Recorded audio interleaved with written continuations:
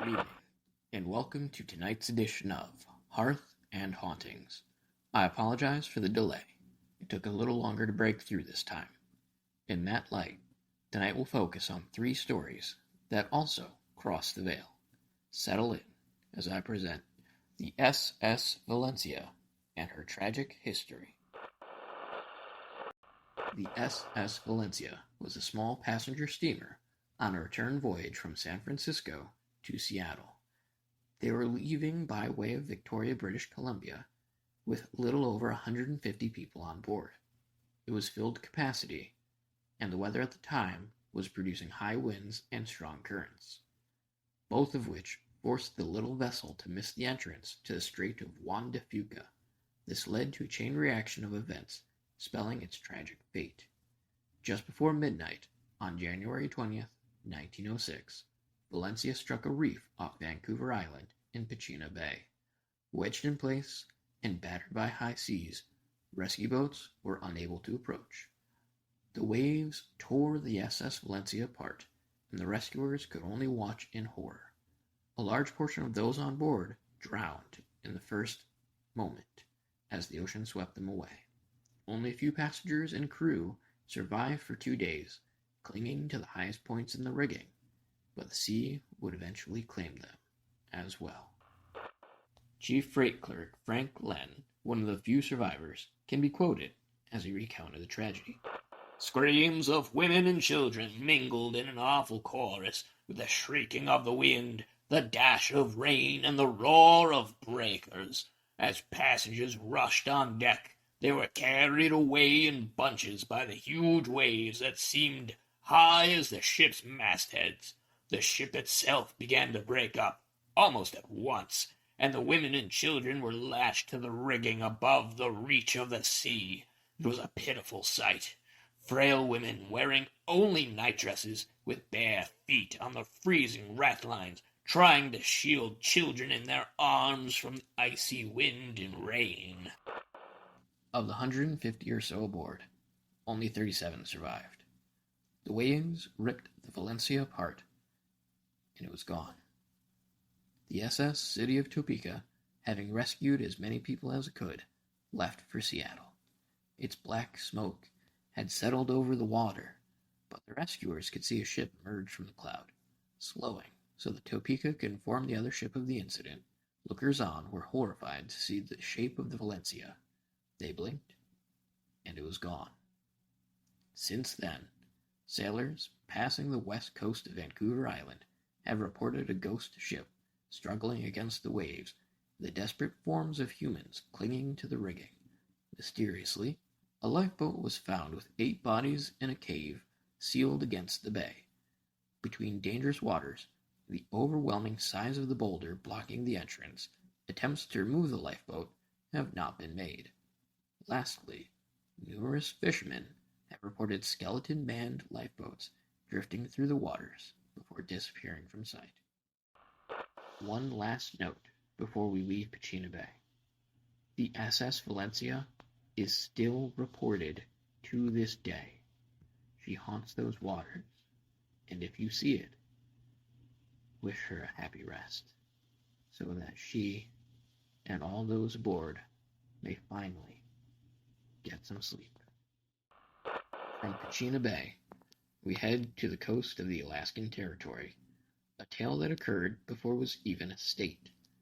Built in 1914, the SS Bechamel traded hands from Sweden to the Hudson Bay Company and enjoyed numerous successful runs along the north coast of Canada. Her luck, though, would start to wane.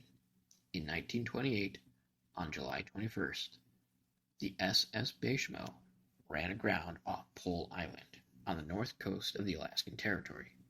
She was refloated the next day. In 1931, October 1st, fully loaded and at the end of its run, she became trapped in pack ice. The crew abandoned ship, crossing half a mile of ice to nearby Barrow to hunt her down. 2 days later, when it was clear, they returned to find the SS Bechamel had drifted free. October 8th, it mired again, and on the 15th, aircraft had been sent to retrieve her crew. 15 men chose to stay behind and wait out the winter, and then sailed the Bechamel free after that. A blizzard struck on the 24th of November, trapping the men indoors for 3 days. When it subsided, the men discovered she was gone, assuming the ship had broken apart in the storm. A few days later, though, an Inuit seal trapper reported the vessel approximately 45 miles away. After recovering the goods by aircraft, the crew abandoned the ship permanently, not expecting it to survive the winter. The SS Bechamel did not sink, however, and spent a few decades with sporadic and numerous sightings. Multiple groups managed to board her over the years, but were either driven away by freak storms, or they were ill-equipped to handle the salvage operation. The last known sighting comes from a group of Inuit in 1969.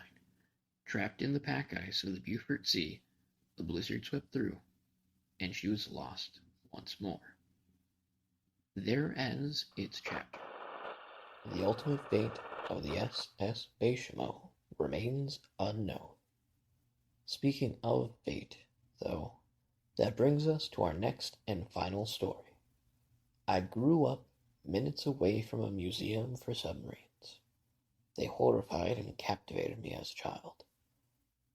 And so my father told me a little story about them. We'll call it Still on Patrol. Submarines, when they leave their docks, are listed as on patrol. This continues until they return to safe harbors. As it is, for one reason or another, not all of these vessels return. But no submarine is ever lost. If its last known whereabouts are absent and unrecoverable, it will forever be still on patrol. Just from World War II, there are a total of 374 officers, 3,131 crew members, amongst 52 submarines that are listed as still on patrol. And of those 52 submarines still on patrol, many of them could still be on mission, because we don't know what's down there. We don't know the depths of the oceans or what lies beneath them. And there's a part of me that knows the oceans are full of mystery, but a large part of me hopes it doesn't extend beyond normal aquatic animals. There couldn't possibly be anything out there they'd be guarding us from, right? I can't stay much longer than this. And so we'll conclude tonight's edition of Hearth and Hauntings here. Thank you for listening. Our next installment will take us across the Pacific, but remember, the ocean, lovely, dark, and deep, is a fickle goddess. She could devour you just as easily as giving you life. She jealously guards her secrets, and if you aren't careful, you might just become one of hers.